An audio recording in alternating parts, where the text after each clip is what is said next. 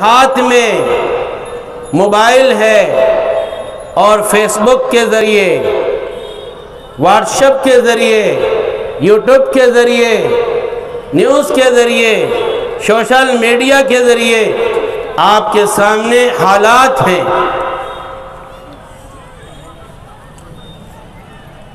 دنیا آپ کے پیچھے پڑ چکی ہے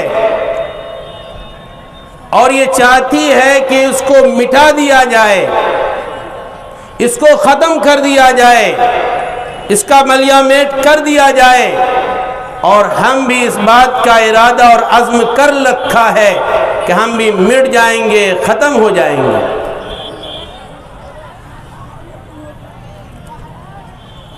اللہ کہتا ہے ایمان والو اللہ سے ڈرو۔ کہاں ڈرنا؟ کس جگہ پہ ڈرنا؟ ایک داروغہ نبی کی سنت کا خیال آیا، جلسے میں آیا، دینی محفلوں میں گیا، دین کا جذبہ جگا، داروغہ تھا، داڑھی رکھ لی۔ داڑھی رکھنے کے بعد یہ جو فاسٹ حکومتیں ہیں، جو ابھی علمبردار ہیں، اس کو اچھا نہیں لگتا۔ یہ کیس کورٹ میں پہنچ گیا، جج کرسی پر بیٹھا ہے، وکیل بحث کر رہے ہیں، یہ داروغہ داڑھی رکھے ہوئے پہنچا ہوا ہے۔ ان کے وکیل نے یہ کہا کہ داڑھی رکھنے پر کیوں بینڈ ہے، کیوں روک ہے، کیوں روک لگا رہے ہو؟ داڑھی تو شعار اسلام ہے، یہ نبی کی سنت ہے، کیوں ہم کو اپنی نبی کی سنت سے روکنا چاہتے ہو؟ تو جج کے کیا فیصلے تھے سن لو، اے ایمان والو سن لو۔ فیصلہ یہ تھا، وکیل نے یہ بات کہی تھی کہ سکھ برادری جس کو ہم سردار کہتے ہیں، وہ اپنی داڑھی میں ہوتا ہے، پگڑی میں ہوتا ہے، بارڈروں پر ہوتا ہے، تھانے میں ہوتا ہے، آفسوں میں ہوتا ہے، کوئی اس کو روکنے والا مائی کا لال نہیں ہے۔ لیکن آپ کو روکنے والا ہے، تعداد آپ کی زیادہ ہے، اس دیش میں آپ کی قربانیاں ہیں، لیکن روک رہا ہے آپ کو۔ اور فیصلے کیا دیے انہوں نے کہ 99% ہم نے دیکھا کہ سکھ برادری اپنے چہرے پر داڑھی اور سر پر پگڑی باندھتا ہے، اس لیے فیصلہ دیتا ہے کہ اس کے لیے جائز ہے کہ وہ داڑھی اور پگڑی رکھے، اور 95% مسلمان داڑھی نہیں رکھتا ہے، اس لیے کوئی ضرورت نہیں ہے، داڑھی آپ کو مڑانی پڑے گی یا نوکری چھوڑنی پڑے گی۔ داڑھی مڑانی پڑے گی یا پھر نوکری آپ کو چھوڑنی پڑے گی، یہ فیصلے آپ کے آ گئے، تو کہاں ڈر؟ مسجد بنانے کے لیے ہم پریشان ہوتے ہیں کہ ہم اللہ کے گھر کو آباد کریں گے۔ خدا کی قسم ہر انسان اپنے سینے پر، اپنے دل پر ہاتھ دھر کر سوچ لے۔ میں برجستہ یہ کہتا ہوں اللہ معاف کرے، علماء کی بھی نمازیں چھوٹتی ہیں، ہم جیسے مولویوں کی نمازیں بھی چھوٹتی ہیں، تو ہمارے مقتدیوں کا کیا حال ہوگا؟ ہماری گراوٹ اتنی آ چکی ہے، اللہ کا خوف دل سے نکل گیا ہے، ایمان کی کمزوری ہے، اور اس ایمان سے چاہتے ہیں کہ دنیا کی سب سے بڑی مضبوط تنظیم RSS سے ہم مقابلہ کر لیں، نہیں کر سکتے ہو۔ یہ تو چاہتا ہے کہ آپ کو کچل دیں، اور ہم چاہتے ہیں کہ کچلا جائیں۔ آپ کے سامنے یہ ملک برما موجود ہے، وہاں کے حالات پتہ ہے کہ نہیں پتہ؟ برما کے مسلمانوں کو گاجر اور مولی کی طرح کاٹ دیا گیا، مولویوں کو بھی کاٹ دیا گیا، اماموں کو بھی کاٹ دیا گیا، مدرسوں کی بے حرمتی ہوئی، مساجد کی بے حرمتی ہوگی، مکتبوں کو کچل دیا گیا۔ کہاں ہے؟ اور یہی سازش چل رہی ہے اور چلائی جا رہی ہے کہ آپ کے اس سینے سے اللہ کے خوف کو، اللہ کے احکام کو، رسول اللہ صلی اللہ علیہ وسلم کے پیارے اور نورانی طریقے کو کھینچ لیا جائے اور نکال کر پھینک دیا جائے۔ تو میرے بھائی میرے دوستوں، مسجد تو ہم بنانے کے لیے تیار ہیں، آباد کرنے کے لیے تیار نہیں ہیں۔ مولانا ارشاد صاحب رحمہ اللہ فرمایا کرتے تھے کہ اگر جمعہ کے نمازی اور فجر کے نمازی برابر ہو جائیں تو دنیا سے یہود کیا غیر مسلموں کا بھی ختم ہو جائے گا، صفایا ہو جائے گا۔ لیکن دیکھو جمعہ میں تو مار ہوتی ہے، جمعہ میں نمازوں میں مار ہوتی ہے، اور فجر میں ہم بیمار نظر آتے ہیں۔ میرے بھائیوں اللہ سے ڈرو، میرے بھائیوں اللہ سے ڈرو، اپنے اندر تقوی اور پرہیزگاری اختیار کرو، ایمان کو مضبوط کرو، اس لیے کہ آپ کے سامنے حالات آنے والے ہیں۔ ہم اس تسبیح پر اللہ کا نام نہیں لے سکتے، استغفار نہیں پڑھ سکتے، درود نہیں پڑھ سکتے، تو میں خدا کی قسم کہتا ہوں یہ ہاتھ تلوار کے لیے کیسے اٹھے گا؟ کیسے پھر باطل کا مقابلہ کر سکتے ہو؟ نہیں کر سکتے ہو، اس لیے کہ ایمان کمزور ہے۔ ہمارے بزرگوں نے، ہمارے اکابر نے بوریا پر بیٹھ کر، چٹائی پر بیٹھ کر، مسجد کے مصلے پر بیٹھ کر، مدرسے کی چٹائی پر بیٹھ کر بڑی طاقت اور بڑی حکمراں، جس کا سورج ڈوبتا تھا اور سورج نکلتا تھا، برطانیہ سامراج سے ٹکرا گئے اور ملک کو 1947 میں آزاد کرایا ہے۔ لیکن آج ہم اتنے ایمان کے کمزور، اتنے کمزور کہ جو چاہتا ہے جس طرح چاہتا ہے ہمیں ذلیل و رسوا کر رہا ہے، اور ہم ذلیل و رسوا کرنے کے لیے اپنے آپ کو پیش اور تیار کر رہے ہیں۔ ہمارا ایمان کیا ہے؟ یہ فیلڈ ہے نا، یہ فیلڈ کبھی آپ دیکھتے ہوں گے ہمارے آدیواسی حضرات بڑی فٹ بال کھیلتے ہیں، گیند وال بیر سے مارتے ہی نہیں مارتے، ایک گول ہوتا ہے، گول کی جسے کہتے ہیں، بیکر ہوتا ہے، کبھی اٹھا کر ادھر مارتا ہے، کبھی اٹھا کر ادھر مارتا ہے۔ اگر گول کرنے لگو بیکر اتنا زور سے مارتا ہے چاہے فیلڈ کے باہر جائے یا اندر رہے۔ تو ہمارے ایمان کا بھی یہی حالت ہے، کبھی کوئی ادھر مارتا ہے، کبھی کوئی ادھر مارتا ہے، کوئی کبھی ادھر مارتا ہے، اس لیے کہ ایمان کمزور ہے۔ صحابہ کے ایمان کو دیکھو، چند تھے لیکن بڑے مضبوط اور جرأت مند، طاقت و قوت اور ایمانی حمیت کے ساتھ میدان میں ڈٹتے تھے تو باطل کا چھکا اڑ جاتا تھا، باطل کمزور نظر آتا تھا۔ کیوں؟ دن میں اگر دین کی دعوت میں ہوتے تھے، راس مسلح پر ہوتے تھے اور اللہ سے اپنا کنیکشن جوڑتے تھے، اللہ کا خوف دل میں رکھتے تھے اور اللہ کا ڈر رکھتے تھے۔ جب اللہ کا خوف آئے گا غیر اللہ کا خوف نکل جائے گا، اور جب ایمان سے خالی ہو جاؤ گے باطل بادشاہ آپ پر مسلط کر جائے گا۔ ارے بھائی حق و باطل تو ہمیشہ رہا ہے، رہے گا۔ باطل تو اس لیے آتا ہے کہ حق کو ابھارنے کے لیے۔ اس لیے میرے بھائیوں اللہ سے ڈرو اور اپنے اندر تقوی اور پرہیزگاری پیدا کرو۔ امام شافعی ابن ادریس رحمۃ اللہ علیہ فرمایا کرتے تھے تقوی کیا ہے؟ فرمایا الورا فی قلت، الورا فی الجود فی قلت، الجود فی قلت، سخاوت ہونی چاہیے۔ کب سخاوت ہونی چاہیے؟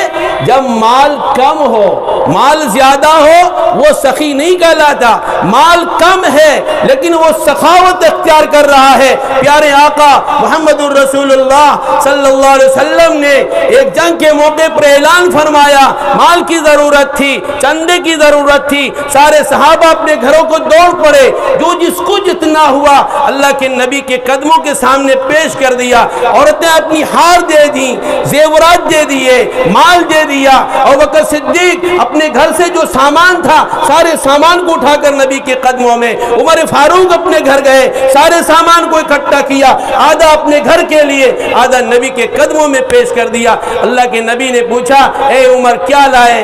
میں نے آدھا مال گھر کے لیے، آدھا آپ کی قدموں میں۔ اے ابوبکر صدیق کیا لائے ہو؟ اے اللہ کے نبی سارا مال آپ کی قدموں میں۔ سخاوت اس کو کہتے ہیں۔ کہاں ہو سخی؟ آج یہ پروگرام کیوں کرایا گیا؟ پیارے آقا محمد الرسول اللہ صلی اللہ علیہ وسلم کے پاس ایک صحابی رسول آئے، کمزور تھے، ضعیف تھے، مسکین تھے، ضرورت تھی، بھوکے تھے۔ اے اللہ کے نبی کچھ چاہیے؟ اندر تشریف لے گئے، کچھ نہیں ہے، کہا کچھ نہیں، جاؤ عثمان غنی کے پاس۔ عثمان غنی رضی اللہ تعالیٰ عنہ کے پاس گئے، وہاں جب تشریف لے گئے گھر کے پاس، اندر میاں بیوی جھگڑا کر رہی تھی، عثمان غنی اور ان کی اہلیہ محترمہ بیوی جھگڑا کر رہی تھی دونوں۔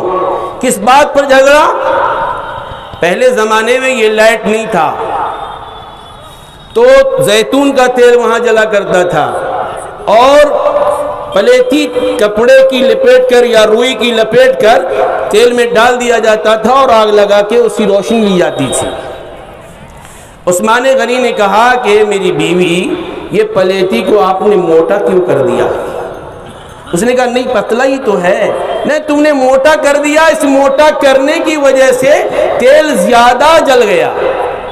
یہ پتلے اور موٹے ہونے کی وجہ سے جھگڑا کر رہے ہیں۔